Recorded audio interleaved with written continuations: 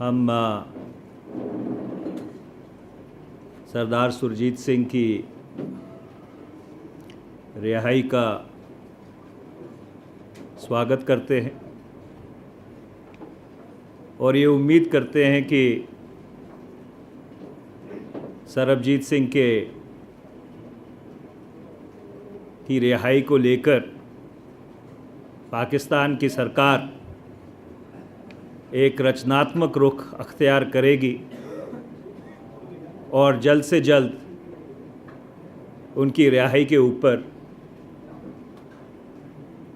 उचित और ठीक फैसला, जिससे कि वो अपने वतन वापस आ सके, जल्द होगा। इसके साथ साथ एक और मुद्दा भी है। कई और हिंदुस्तानी नागरिक काफ़ी देर से पाकिस्तान की जेल में बंद हैं। उनमें वो 54 युद्धबंदी भी हैं जो 1971 से आज तक पाकिस्तान की जेलों में है। भारत सरकार ने निरंतर और लगातार पाकिस्तान की सरकार के साथ इस मामले को उठाया है।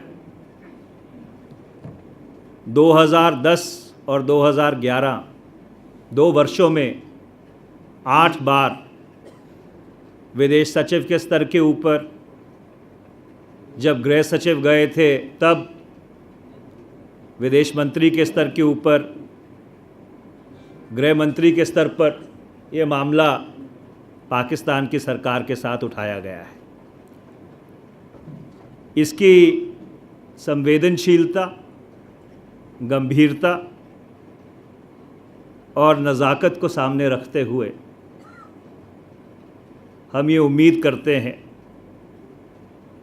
कि पाकिस्तान की सरकार इसके ऊपर जल्द से जल्द उचित कार्रवाई करेगी। Thank you. If you want to repeat in English, otherwise we can leave it here. Then the floor is all yours.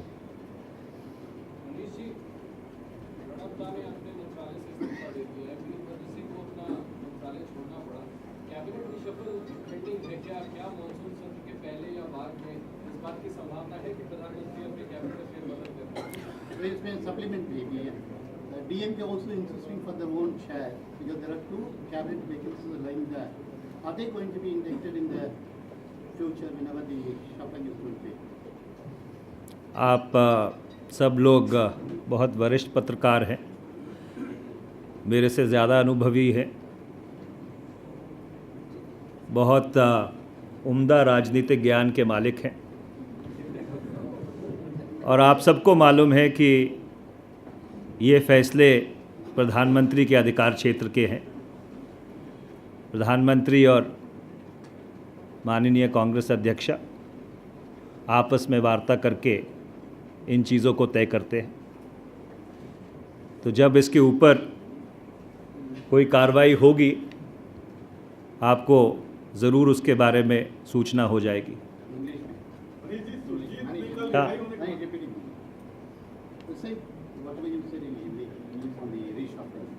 Well, I was only referring to the bank of institutional political knowledge which is present in this room, and I was only underscoring a position which we continuously reiterate, that these are issues which are within the domain of the Prime Minister.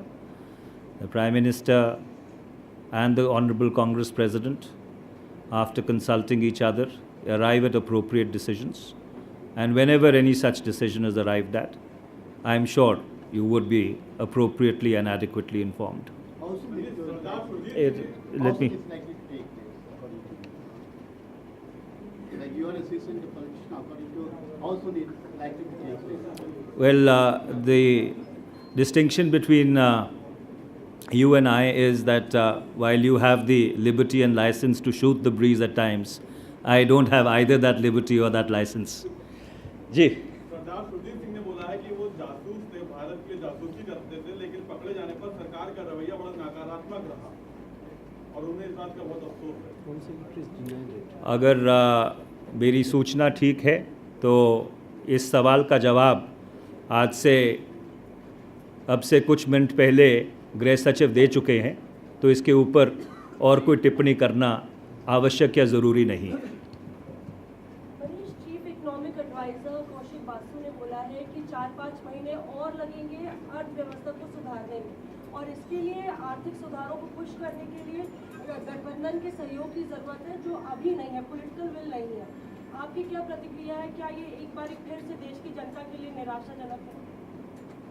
Related to this question, I want to add, now since Pranab Mukherjee is out of office and the Prime Minister is directly handling, who is more reform oriented, do you expect that economy would be back on track soon and it would behave more vibrantly? देखिए, ये जो एक ख्याली फ़र्क करने की कोशिश की जा रही है, ये ना ही ज़रूरी है, ना ही उचित है और ना ही इसका कोई आधार है। जहाँ तक आर्थिक सुधारों का सवाल है, 5 मुद्दे इसमें इसके बारे में जिक्र किया जाता है।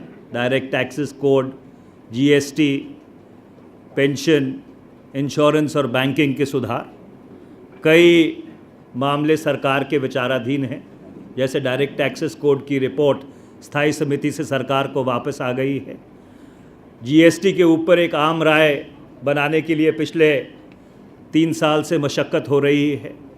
और जहाँ तक बाकी सुधारों का सवाल है, कुछ स्थायी समिति के पास हैं, कुछ की जो सिफारिशें हैं वो सरकार के पास वापस आ गई हैं।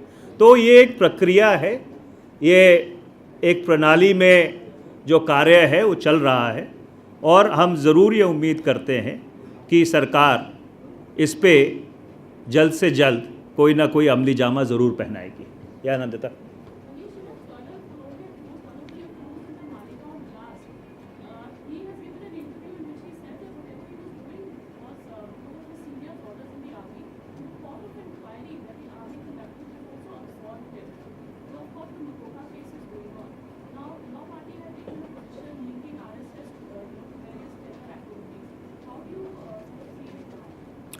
Well, I think our position on this has been explicit right from day one. Matters which are sub judice are supposed to be dealt by the appropriate court of law. If at all any arguments have to be made, any submissions put forth, or any averments articulated, the appropriate place to do so is before the competent court which is trying the matter. I'll just come back to you.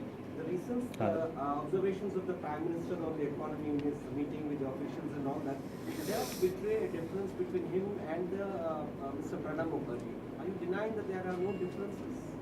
Well, I am denying it explicitly and absolutely. As I was earlier pointing out that insofar as the reforms are concerned, it is work in progress. And the former finance minister, who is now the presidential candidate of the UPA, had initiated the reform process. It takes a little while for it to work its way through our legislative system. Those initiatives which have fructified, where the standing committee has reported back to government, the then finance minister during his budget speech had assured that would be brought to the House in the monsoon session. I'm sure the government would follow up on that. Insofar as the rest of the measures are concerned, it is still work in progress. So therefore, this imaginary hair splitting or this contrived difference which is sought to be made out is absolutely unnecessary. I don't think it exists, and neither is it an appropriate point of speculation. But at least on these specific issues, both on GAR and Vodafone tax, there seems to be a review at government level. Well, I think on both those issues, there has been a clarification by the government. Government has explicitly said that whatever steps are essential in order to boost the confidence of the stakeholders of the economy would be taken. So I think let's allow certain things which are in the pipeline to really fructify before we jump to any premature conclusions. Yes? Just now, Home Minister Chidambaram said on Telangana issue, Congress has to take its stand. And even your AP leaders, your AP Congress leaders are saying Congress High Command should take a decision on Telangana. In this regard, is there any progress in your party? Well, since you prefaced your comments by saying that the Home Minister has just spoken, I think before I put forth any comment on behalf of the party, it would be proper that if I peruse what the Home Minister has said, consult within the party, and if at all there is then anything which needs to be said, I will come back to you. Even Andhra leaders met your party high command, and even they are saying the party should clear stand on Telangana. Well, I think on the issue of Telangana, I have repeatedly reiterated and underscored that there is a need to be patient, there's a need to stay engaged. Gerrymandering with state boundaries is a sensitive matter. We are cognizant of the facts on the ground. So therefore, I think in the light of what we've articulated ad nauseum earlier, I have nothing further to either add or subtract to it. Anil ji, कल petrol के दाम घटाए गए और दाम घटते ही ममता बनर्जी ने कहा कि राष्ट्रपति चुनाव हैं इसलिए दाम घटे हैं, जब खत्म हो जाएंगे फिर बढ़ जाएंगे। तो यूपीए के अंदर है या बाहर है, कांग्रेस बताएगी?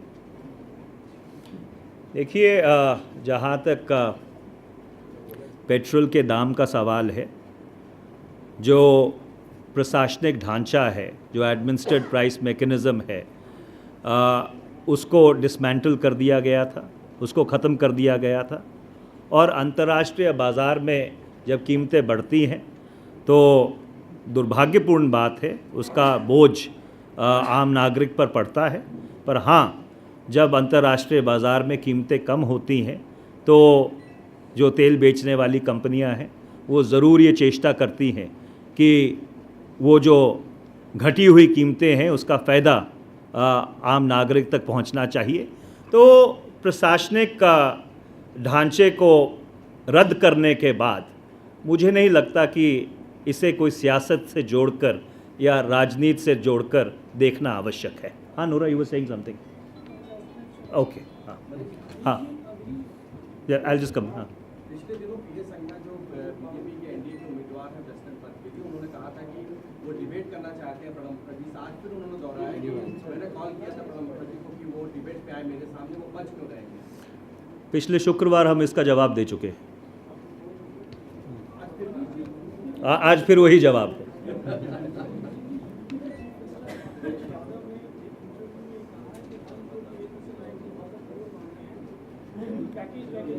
हमारी ही पैसा है जिसको हम मांगना चाहते हैं, तो पैकेज के रूप में कहीं ना कहीं उनका ये संकेत है कि भाषा का इस्तेमाल किया जेडीयू भाजपा बसपा दूर में इस्तेमाल करती है संगठित ढांचे का कि हम राज्य में जो केंद्र पैसा देता है कि बहुत बड़े स्तर पर एहसान नहीं करता है, तो हमारे ही पैसा मांगते हैं। साथ ही साथ उन्होंने यूपीए में ये रिमार्क्स पास किए कि यूपीए में कुछ नहीं बचा है, अब इसको ज्वाइन करने का कोई मकसद नहीं बचा होता। साथ ही साथ कांग्रेस में भी उन्होंने कहा कि यूपी में बिहार में जो हाल हुई है कांग्रेस की, फ्यूचर में ऐसा कोई भाषण करने वाली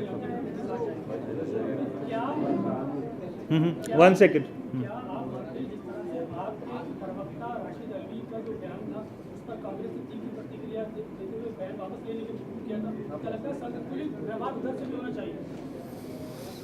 देखिए, जहाँ तक संघीय ढांचे का सवाल है, यूपीए की सरकार ने या कांग्रेस पार्टी ने कभी ये नहीं कहा है कि अगर हम किसी प्रदेश को कुछ धन मुहैया करवाते हैं या कोई राशि देते हैं तो हम किसी के ऊपर एहसान कर रहे हैं। संघीय ढांचे में एक व्यवस्था है और उस व्यवस्था के अनुसार जो पैसा है उसका आवंटन होता है। और जहाँ तक आपके बाकी सवाल का संबंध है, हमारा ये मानना है कि यूपीए के जो सारे सहयोगी जिन्होंने पिछले 3 वर्ष से यूपीए सरकार का समर्थन किया है और ख़ासकर राष्ट्रपति चुनाव में खुलकर सामने आए हैं श्री प्रणब मुखर्जी का समर्थन करने के लिए, हम उन सब का धन्यवाद करते हैं। हाँ हाँ, just 1 second, I will come back. हाँ, Rahman I'll come back to you. हाँ हाँ. रहमान मलिक ने कहा प्रेस कॉन्फ्रेंस में कि भारत को हिंदू टेररिज्म पे रोक लगानी चाहिए, नहीं तो तालिबान जैसे हमको परेशान कर रहा है, आप भी परेशान हो। अब जबकि आपकी पार्टी ने दिग्विजय सिंह के बयानों को अनऑफिशियल करार दे दिया है, तो जो हिंदू टेररिज्म से संबंधित उनके पहले के बयान थे वो क्या अभी जारी हैं? आप उनको मानते हैं या पार्टी मानती है हिंदू टेररिज्म जैसा कोई शब्द या कोई परिकल्पना संकल्पना इस देश में है, अभी भी है, एग्जिस्ट करती है? देखिए, हम आतंकवाद को कभी धर्म से जोड़कर नहीं देखते। कांग्रेस पार्टी का सदा ये मानना रहा है कि आतंकवाद की ना कोई जात है, ना कोई धर्म है और ना कोई मज़हब है। आतंकवाद मानवता पर एक बहुत बड़ा प्रहार है और कोई भी अगर हिंसा पे उतारू होता है या कानून को अपने हाथ में लेता है, उसके खिलाफ सख्त से सख्त कार्रवाई करने की ज़रूरत है, चाहे वो किसी भी विचारधारा का सहारा क्यों ना लेता हो। तो फिर सर चिदम्बरम साहब हिंदू एक्सट्रीमिस्ट और भगवा आतंकवाद बार बार तो कहते हैं, जिसमें तो आपके मंत्री हैं। देखिए, कांग्रेस पार्टी इस बात को कई बार साफ कर चुकी है कि हम आतंकवाद को किसी धर्म या मज़हब से जोड़कर नहीं देखते। हमारा ये सदा से मानना रहा है कि आतंकवाद मानवता के ऊपर एक बहुत बड़ा प्रहार है और जो भी व्यक्ति इसमें सम्मिलित हैं, चाहे वो किसी विचारधारा का सहारा लेते हों या कथाकथित विचारधारा का सहारा लेते हों, उनके ऊपर सख्त से सख्त कानूनी कार्रवाई की जानी चाहिए। एक और अभी डेवलपमेंट है सरेगा कि छत्तीसगढ़ में एक नक्सली मुठभेड़ हुई है जिसमें 17 लोगों को मारे जाने की खबर है। गांव वालों को कहना है कि ये लोग मारे गए, ये आम नागरिक थे, ये नक्सलवादी नहीं थे। आपको लगता है कि इस पूरे मामले की जांच होनी चाहिए जैसा कि गाँव वाले कह रहे हैं? देखिए, अब से कुछ देर पहले ये सवाल माननीय गृह मंत्री जी को पूछा गया था और उन्होंने बहुत विस्तार से जो सारा घटनाक्रम हुआ है उसकी जानकारी दी है। तो मुझे नहीं लगता कि गृह मंत्री की स्पष्टीकरण के बाद या जो उन्होंने ब्यौरा दिया है इसके ऊपर कोई टिप्पणी बनती है। Some members of the Punjab Assembly had made a statement saying that all stray dogs in Punjab should be sent to Northeast. Do you think that such a statement is in good taste? You know, the gentleman who made that statement is a member of the Legislative Assembly, and he is a very keen skater. So I think it would serve the cause of humanity better if he would stick to skating. Arvind Kejriwal Ahmedabad में वहाँ पे उन्होंने मोदी प्रशासन पर हमला बोला है और कहा है कि यहाँ गुजरात में भी सब कुछ साफ सुथरा नहीं है। क्या कांग्रेस पार्टी के लिए ये राहत की बात है या संतोषजनक है, या फिर आपको लगता है समर्थन जुटाने की एक रणनीति है जिस तरह से वो आप बीजेपी प्रशासन में भी उनको भ्रष्टाचार दिखता है? देखिए, कांग्रेस अपनी सियासी लड़ाई किसी की बैसाखियों के ऊपर नहीं लड़ती है।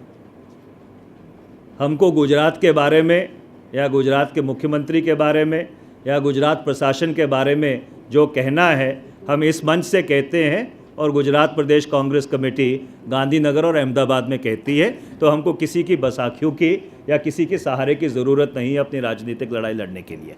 Thank you very much.